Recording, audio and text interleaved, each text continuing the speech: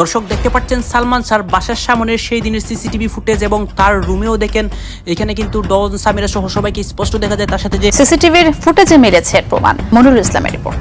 চিত্রনায়ক সালমান শাহ হত্যা মামলায় মঞ্জুর হয়েছে তার মায়ের রিভিশন। এদিকে আজ সালমান শাহর ঘটনার সিসিটিভি ফুটেজে আরও একটি তথ্য সামনে আসে। ডন সামিরা রিমান্ডে এই সেম তথ্য স্বীকার করেছিল। সালমান শাহ মামলায় আজ সরকারও পদক্ষেপ নেয়, দেশে নতুন পরিস্থিতি হয়েছে। এবার গ্রেপ্তারের পর 5 দিনের রিমান্ডে সবকিছু স্বীকার করলো ডন ও সামিরা, যে কারণে নায়ক সালমান শাহকে এই দুনিয়া থেকে পরিকল্পিতভাবে শেষ করে দিয়েছে তার স্ত্রী সামিরা ও ডন। হ্যাঁ বন্ধুরা, তোমরা ঠিকই শুনেছ, এবার 5 দিনের রিমান্ডে অঝরে কেঁদে কেঁদে সবকিছু স্বীকার করে দিলেন কিন্তু সামিরা। তার বউ খারাপ হয়ে গেছে, আমি বলছি ছেড়ে দাও, বলছে ছেড়ে দিলে আমার ক্যারিয়ার নষ্ট হবে, ওই তো ছেড়ে চলে যাবে আম্মা, আমি অপেক্ষায় আছি। অনেক মজা হয়েছে। সালমানের খুব শক্তি ছিল, ইনজেকশন দেওয়া যাচ্ছিল না। তখন সবাই মিলে সালমানকে ড্রেসিং রুমে নিয়ে সালমানের পা বাঁধে। আজিজ ভাই ডনকে ইনজেকশন দিতে বলে। সিরিঞ্জটাতে কোনো ঔষধ বা কিছু ছিল না। ছামিরা পুশ করে, তার মা ছামিরাকে পুশ করতে সাহায্য করে। পরে সালমান নিস্তেজ হয়ে পড়ে। ইনজেকশন পুশ করার আগে আজিজ মোহাম্মদ ভাই সালমান শাহের ঘাড়ের ওপর ফ্যান ছুড়ে মেরেছে। ড্রেসিং রুমে একটা মই ছিল। আজিজ মোহাম্মদ ভাই রিজভিকে মই আনতে বলে। মই আনার পর ডনের কোমরের দড়ি নিয়ে আজিজ মোহাম্মদ ভাই নিজেই মই দিয়ে উঠে দড়িটিকে সিলিং ফ্যানের সঙ্গে বাঁধে। রিজভি, সামিরা, সামিরার মা সাহায্য। আসসালামু আলাইকুম দর্শক শ্রোতা, আশা করছি সবাই ভালো আছেন। আলহামদুলিল্লাহ আমিও ভালো আছি। দর্শক শ্রোতা, অবশেষে সালমান শাহ সব হত্যাকারীকে একে একে গ্রেফতার করা হয়েছে। দর্শক শ্রোতা, শেষ পর্যন্ত আদালত থেকে এটা কি রায় দিল যেটা শুনে আপনি রীতিমতো অবাক হয়ে যাবেন। দর্শক, আজকের ভিডিও খুব ইম্পর্টেন্ট হতে যাচ্ছে, তাই ভিডিওটি কোনো না টেনে শেষ পর্যন্ত দর্শকরা দেখে যাবেন, তাহলে কিন্তু মূলত ভিডিওর আসল রহস্যগুলো বুঝতে পারবেন এবং জানতে পারবেন। তো চলেন আপনাদেরকে এক এক করে সবগুলো ভিডিও বিস্তারিত দেখাই। তার আগে আপনাদেরকে ছোট্ট একটা রিকোয়েস্ট, যারা আমাদের এই চ্যানেলে নতুন আসছেন এখনই চ্যানেলে সাবস্ক্রাইব করে পাশে থাকা বেল আইকনটা বাজিয়ে দিন, তাহলে এরকম নতুন নতুন আপডেট ভিডিও দেখতে পারবেন। তো চলেন। ডনের বারে ডন প্লাস্টিকের দড়িটা 2 টুকরো করে। এক টুকরা নিজের মাঝায় বেঁধে কালো জ্যাকেট গায়ে দেয়, বাকি অর্ধেক রশি ফারুকের কাছে দেয়। টাকা, সিরিঞ্জ, রিভলভার ইত্যাদি তারা গুছিয়ে নেয়। ছামিরার মা ও আজিজ মোহাম্মদ ভাই দুজনেই মিলেই সালমানকে শেষ করার জন্য ডন ও ফারুকের সঙ্গে যোগাযোগ করে।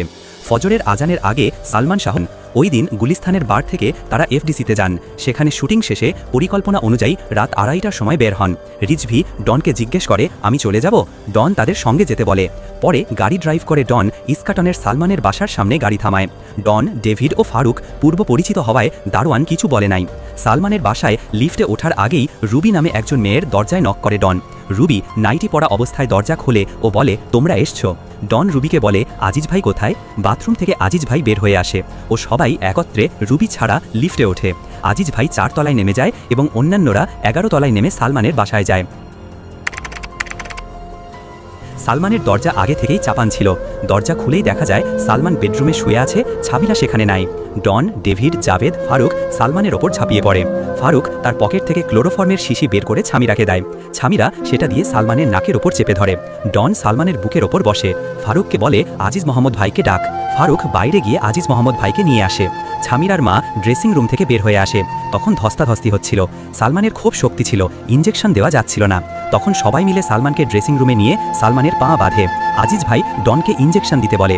সিরিঞ্জটাতে কোনো ঔষধ বা কিছু ছিল না। ছামিরা পুশ করে, তার মা ছামিরাকে পুশ করতে সাহায্য করে। পরে সালমান নিস্তেজ হয়ে পড়ে। ইনজেকশন পুশ করার আগে আজিজ মোহাম্মদ ভাই সালমান শাহের ঘাড়ের ওপর ফ্যান ছুড়ে মেরেছে। ড্রেসিং রুমে একটা মই ছিল। আজিজ মোহাম্মদ ভাই রিজভিকে মই আনতে বলে। মই আনার পর ডনের কোমরের দড়ি নিয়ে আজিজ মোহাম্মদ ভাই নিজেই মই দিয়ে উঠে দড়িটিকে সিলিং ফ্যানের সঙ্গে বাঁধে। রিজভি, সামিরা, সামিরার মা সাহায্য করে। পরে সালমানের পায়ে বাঁধা রশি খুলে বুকের ওপর উঠে গলায় চাপ দিয়ে পরীক্ষা করে দেখে যে নিঃশ্বাস নেই। রশিটা কিছুটা ঝুলিয়ে রাখা হয় যাতে দেখানো যায় লাশটাকে ঝুলানো থেকে খোলা হয়েছে। এর আগে পূর্ব পরিকল্পনা অনুযায়ী ঘরে ঢুকেই কাজের মেয়ে ও একটা ছেলেকে আলাদা আলাদাভাবে ড্রয়িং রুমে ও বাথরুমে আটকিয়ে রাখা হয়। পরে মা চট্টগ্রাম চলে যাবে এমন পরিকল্পনাও হয়। পরে পেছনের গেট দিয়ে সবাই বেরিয়ে যায়, গাড়িতে করে বেরিয়ে পড়েন। গাবতলী বাসস্ট্যান্ডে নামার পর ফজরের আজান হয়। পরে রিজভি ফরিদপুর চলে যায়। চলুন জবানবন্দির সাথে ডনের দেওয়া সাক্ষাৎকারের বিশ্লেষণ করে আসি। জবানবন্দির সাথে ডনের দেওয়া সাক্ষাৎকারের যে পার্থক্যগুলো পরিলক্ষিত হলো, সালমান শাহের সাথে তার মা নীলা চৌধুরীর এবং তার স্ত্রী সামিরার সম্পর্ক ভালো যাচ্ছিল না। 30 তারিখে চট্টগ্রাম থেকে ঢাকার গাড়িতে উঠিয়ে দিয়েছিলেন সালমান শাহ ডনকে। ডন দাবি করেন তখন সে বগুড়ায় চলে আসে এবং 1 তারিখ থেকে 7 তারিখ পর্যন্ত বগুড়ায় ছিলেন এবং ওই সময় ধর্মঘট চলার কারণে ঢাকায় ফিরতে পারেননি এবং 6 তারিখে সালমান শাহ মারা যায়। এখন আমাদের দেখার বিষয় আসলেই ধর্মঘাট ছিল কিনা। অন্যদিকে জবানবন্দিতে বলছে দরজা খুলে দেখা গেল সামিরা নাই এবং সবাই মিলে সালমানের ওপর ঝাঁপিয়ে পড়ে এবং ফারুক তার পকেট থেকে ক্লোরোফর্মের শিশি বের করে সামিরাকে দেয়। তাহলে এখানে সামিরা কোথা থেকে আসলো দেখুন আপনারা। আবার বলা হলো আজিজ মোহাম্মদ ভাইকে ডেকে নিয়ে যায়, তখন আজিজ ভাই ডনকে বলে ইনজেকশন দিতে, কিন্তু ইনজেকশনে কিছু ছিল না এবং পুশ করে সামিরা, বাট তারা সামিরার কথা বলেছে সে ঘরে ছিল না। আজিজ মোহাম্মদ ভাই 4 তলায় কেন নামলো সেটা তো আপনার জানার কথা, কিন্তু এখানে উল্লেখ করে নাই। আবার আজিজ মোহাম্মদ ভাই নাকি ফ্যান ছুঁড়ে মারছে, কি ফ্যান উল্লেখ করেন নাই। আলামত হিসাবে ফ্যানটা জনসম্মুখে বা আলামতে আনা উচিত ছিল। বলা হচ্ছে বুকের ওপর উঠে গলায় চাপ দিয়ে পরীক্ষা করে দেখে নিঃশ্বাস নেই, তাহলে কিভাবে বলে মর্গে নেয়ার আগ পর্যন্ত বেঁচে ছিল? এটা নীলা চৌধুরীর দাবি। চলুন দেখে আসি। আবার জবানবন্দির শেষের দিক বলছে পূর্ব পরিকল্পনা অনুযায়ী ঘরে ঢুকে কাজের মেয়ে ও ছেলেকে ড্রয়িং ও বাথরুমে আটকিয়ে রেখেছে, অথচ শুরুর দিক বলছে ঘরে ঢুকেই সালমানের রুমে সবাই তার ওপর ঝাঁপিয়ে পড়েছে। এটা একটু সন্দেহ লাগলো আমাদের কাছে। তেল মালিশ কে করলো, কথায় করলো, আবার কাজের লোকগুলাকে আটকানো অবস্থায় রেখে আপনারা পালিয়ে গেলেন, এটা তো অবাক করার মতো বিষয়, কারণ তারা আটকা থাকা মানে কেউ তো তখনই শেষ হয়ে যায়। আবার আইনজীবী আবিদ হোসেন শুনানিতে যুক্তি হিসাবে উপস্থাপন করেন এই রেজবির জবানবন্দি যে 1997 সালে অন্য একটি মামলায় গ্রেফতার হন। সালমানের সাবেক স্ত্রী সামিরা হকের ফোন বন্ধ, 4 দিন ধরে তার কোনো খোঁজ নেই। অন্যতম আসামি সালমানের একসময়ের বন্ধু ডনেরও কোনো সাড়া মিলছে না। হঠাৎ কেন এই পলায়ন? 29 বছর ধরে যারা বুক ফুলিয়ে নিজেদের নির্দোষ দাবি করে এসেছেন তারা আজ কেন ভীত? উত্তরটা লুকিয়ে আছে দীর্ঘ 3 দশকের ষড়যন্ত্রের ইতিহাসে। এই 29 বছর এক মায়ের লড়াইয়ের গল্প। নীলা চৌধুরী, যিনি প্রথম দিন থেকেই চিৎকার করে বলে এসেছেন আমার ছেলেকে হত্যা করা হয়েছে, কিন্তু বারবার তার কণ্ঠকে স্তব্ধ করে দেওয়ার চেষ্টা হয়েছে। তিনি হামলা করতে গেলে পুলিশ নথিভুক্ত করেছে অপমৃত্যুর মামলা। সিআইডি, বিচার বিভাগীয় তদন্ত, এমনকি পিবিআই সবাই ফাইনাল রিপোর্টে বলেছে সালমান হত্যা করেছেন, কিন্তু মা জানতেন সত্যটা অন্য। নীলা চৌধুরীর অভিযোগ তাকে থামানোর জন্য কম চেষ্টা করা হয়নি। মাত্র 1 মাস আগেও মামলার অন্যতম আসামি ডন তাকে হুমকি দিয়েছে। ভাবুন কি পরিমাণ ক্ষমতা আর খুঁটির জোর থাকলে একজন মামলার আসামি ভিকটিমের মাকে প্রকাশ্যে হুমকি দেওয়ার সাহস পায়। এই ক্ষমতার উৎস কোথায়? রিজভির স্বীকারোক্তিতে বারবার উঠে এসেছে 2টি নাম, সামিরার মা লতিফা হক লুসি এবং প্রযোজক আজিজ মোহাম্মদ ভাই। আজিজ মোহাম্মদ ভাই চলচ্চিত্র এবং ব্যবসায়ী জগতের এক রহস্যময় নাম। অভিযোগ রয়েছে তার প্রভাব এতটাই বেশি ছিল যে কোনো তদন্তকারী সংস্থাই তার দিকে আঙুল তোলার সাহস পায়নি। রিজভির জবানবন্দি অনুযায়ী তিনি শুধু পরিকল্পনাকারীই নন, সময় ফ্ল্যাটের সশরীরে উপস্থিত ছিলেন। তিনিই নাকি সালমানের ঘাড়ে ফ্যান ছুঁড়ে মেরেছিলেন এবং ফাঁস লাগানোর নির্দেশ দিয়েছিলেন। অন্যদিকে সামিরা এবং ডন বরাবরই মিডিয়ার সামনে ভিন্ন এক গল্প বলেছে। তারা দাবি করেছে সালমান মানসিকভাবে বিপর্যস্ত ছিলেন, নায়িকা শাবনূরের সাথে সম্পর্ক এবং পরিবারের সাথে দূরত্বের কারণে তিনি হতাশায় ভুগতেন। ডন এক সাক্ষাৎকারে বলেছিলেন সালমানের সাথে তার স্ত্রীর যেমন প্রেম ছিল এরকম প্রেম আমি কখনো দেখিনি। সামিরা দাবি করেছিলেন সালমান সুইসাইডাল বাই নেচার ছিলেন এবং আগেও 3 বার চেষ্টা করেছিলেন। কি অদ্ভুত! একদিকে এক আসামির ঠান্ডা মাথায় হর্ষক বর্ণনা, অন্যদিকে আরেক আসামির ভিকটিমকে মানসিক বিকারগ্রস্ত প্রমাণের চেষ্টা।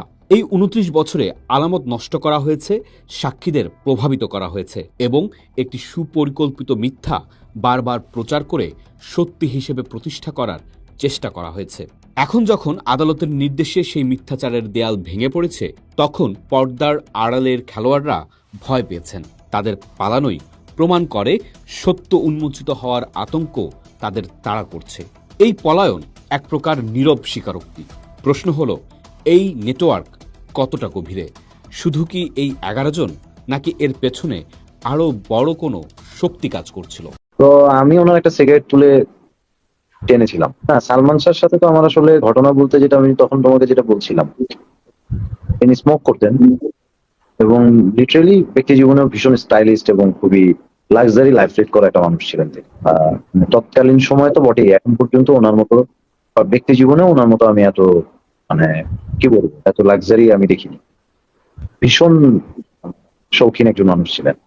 লিটারালি যেটা হতো যে একটা সিগারেট উনি 2-3 টান খেয়ে ফেলে দিত, জাস্ট 2-3টা পাক দিয়ে ফেলে দিত। তো আমি ওনার একটা সিগারেট তুলে টেনেছিলাম। আমার মনে হয়েছিল যে সালমান শাহ সিগারেট খায় কিভাবে, কেমন সিগারেট খায় একটু দেখি। অবশ্যই সেটা অনেক লুকায়, ভীষণ গোপনে। তো এখন অব্দি আমার এটা মাঝে মাঝে মনে হয় যে একজন হিরো কতটা প্রভাবিত করলে আমাদেরকে, তার ছোট বড় সবকিছুই আকর্ষিত করছে। এবং ভীষণ মানে আমার এখনো মনে আছে উনি ভীষণ মানে মাইডিয়ার পার্সন ছিলেন, হাসি খুশি, সবার সাথে মেলামেশা, একটা প্রোডাকশন বয়। তোমাকে আমি বলি, তুমি এই ছেলেটাকে পেয়েছো কিনা, সেটার নাম হচ্ছে মতি। পাওয়ার কথা, কালো মতো একটা ছেলে, একটু ছোট করে মতি বলে। তো এই ছেলেটি সালমান শাহর সময় থেকে আমাদের প্রোডাকশনে কাজ করে। তো আমি একবার একটি সেটে কোনো একটা কারণে হয়তো ছেলেটিকে জড়িয়ে ধরেছিলাম বুকে। তো ছেলেটি কেঁদে দিয়েছিল, বললো যে আমাদের শরীরে তো ঘাম ময়লা থাকে, সাধারণত শিল্পীরা আমাদের শরীরের সাথে শরীর মেলাতে চায় না। তো বলেছিল যে আরো একটি শিল্পী ছিল যিনি ঘাম ময়লা তোয়াক্কা করতেন না। আমি বললাম তিনি কে? বললো সালমান শাহ। বললো যে তিনিও কখনো ঘাম ময়লা তোয়াক্কা করতেন না, ধরে বুকে জড়ায় নিয়ে কপালে চুমু দিতেন। তো নিঃসন্দেহে এটি অনেক বড় কমপ্লিমেন্ট, বাট এগুলো থেকেও আমার মনে হয় অনেক কিছু শেখার বা জানার আছে আমাদের। আর সালমান শাহ সম্পর্কে আসলে শুধু একটু মানে এক তো অল্প আলোচনায় তো শেষ হবে না। সালমান শাহ অসংখ্য ছোট ছোট ছোট ছোট মেমোরি আছে, এবং তখন আমি অনেক ছোট, কিন্তু যেহেতু উনি মানে একরকম শাহ আলম বিন সাহেবের ঘরের একদম ঘরের পুত্র বলতে গেলে। হ্যাঁ, ওনার সাথে প্রথম এক্সপিরিয়েন্সই তো ওনার চমৎকার ছিল। সুজন সুখী, এই রঙিন সুজন সুখী, পরবর্তীতে বিচার হবে সালমান শাবনূর। শাবনূরের সাথে তো ওনার আরো সিনেমা হয়েছে, আসামি বধূ, আরো অনেক সিনেমা হয়েছে। তো ওনাদের কেমিস্ট্রি গুলো একদম ডিফারেন্ট ছিল। আর সালমান শাহ সাহেব ছিলেন হচ্ছে তোমার একেবারে ব্যক্তিগত ভাবেই মানে আপাতমস্তক একটি মানুষকে তুমি যদি মানে কমপ্লিট হিরো যা বোঝায়, মানে অফ স্ক্রিন অন স্ক্রিন দু জায়গাতেই তিনি হিরো ছিলেন। এবং তার আরো কিছু বিষয় আমার মনে আছে, খেতে বসেছিলাম আমরা, এটি হচ্ছে তোমার বিচার হবে সিনেমার সেটে, এফডিসি তে। তো সেখানে আমার মনে আছে উনি অন্যকে খাবার দিয়ে যে আনন্দ পায়, আর মানে শাহ আলম করিম সাহেবের ভাগ্নে বা পরিবারের সদস্য হিসেবে আমরা যখন একই টেবিলে বসেছি খেতে, তো নর্মালি যেটা হয় না যে ওনার দিকে বারবার চোখ যাচ্ছে, এবং এটি উনি বুঝতেন। উনি আগ বাড়িয়ে নিজে থেকে এসে কথা বলা, হ্যাঁ কি খাবো, কোক দেয়া। তখন ওনার সাথে অলওয়েজ একটি আইস বক্স থাকতো, আমার মনে আছে। সেই আইস বক্সে কিছু কটন কাপড় থাকতো ভাঁজ করা, আমি জানি না তুমি জানো কিনা। এবং কোক থাকতো, ক্যান কোক। উনি কোক খেতে বেশ পছন্দ করতেন। উনি মেকআপ নিতেন না, এটা জানো তো? না। সালমান শাহ মেকআপ নিতেন, মানে মেকআপ নেবার প্রয়োজন তার পড়তো। পরিচালকরা পারলে ওনার মেক ডাউন করার চেষ্টা করতেন। উনি যেটা করতেন যে সুতি কাপড়, যে কাপড়টা এখন আমরা মেকআপের সময় ইউজ করি, ওরকম কাপড় ভাঁজ করা ওনার আইস বক্সে দেয়া থাকতো। সেখান থেকে কাপড় তুলে উনি এইভাবে মুখটা মুছে নিতেন, জাস্ট চাপ দিয়ে মুখটা মুছে নিতেন। এবং লিটারেলি মনে হতো যে মানে কি বলবো, লাইক গোলাপ ফুল ফুটছে, এত বিউটি ছিল। এবং মাতদাঙ্গা লাইফস্টাইল করতেন তিনি। উনি কোক খাইতেন না পেপসি খেতেন? আমি শুনেছিলাম পেপসি খাইতেন বেশি। না, কোক জানি না, মানে পেপসি আমি দেখিনি, আমি ওনাকে কোকের ক্যান সময় স্লাইস আসছিল। হ্যাঁ হ্যাঁ, ওনার মিষ্টি পছন্দ ছিল। হ্যাঁ হ্যাঁ, ওনার মিষ্টি পছন্দ ছিল। উনি কুমিল্লার রসমালাই খুব পছন্দ করতেন। একটা বিষয়ে মেমোরি আমি তোমাকে শেয়ার করি, এটা সম্ভবত সেবলি সাদিক সাহেবের একটি সিনেমাতে। তো সালমান শাহ সাহেব গাড়ির একটা চেজিং শট দিচ্ছে, ওনার সেই যে ডানার তোলা গাড়ি। হ্যাঁ, ওই গাড়িটা কার কাছে? ওই গাড়িটা শাবনূর নিয়েছিলেন ওনার কাছে, পরবর্তীতে বোধহয় ওনার কাছে আর নেই। এটি এখন কার হাত বদল হয়ে কোথায় গেছে। এইরকম একটি গাড়ি আমাদের মুন্না সাহেবও ব্যবহার করতেন। তো চেজিং শট দিতে গিয়েছে, ডিরেক্টর বলেছে অ্যাকশন, ওনার গাড়ি টান দিয়েছে, উনি গাড়ি বের করে ওই গাড়ি টেনে চলে গেছে কুমিল্লা। কাট বলার পর সালমান শাহ এফডিসি থেকে কুমিল্লা চলে গেছে। হ্যাঁ, চলে গেছে। দর্শক শ্রোতা, আপনারা ভিডিও দেখতে দেখতে ভিডিও শেষ পর্যন্ত চলে আসেন। অবশ্যই আপনাদের মতামত কমেন্ট বক্সে জানাতে ভুলবেন না। আর এরকম নতুন নতুন আপডেট পেতে অবশ্যই আমাদের চ্যানেলটা এখনই সাবস্ক্রাইব করে দিন। তো আপনাদের সাথে আবার দেখা হচ্ছে পরবর্তী ভিডিওতে।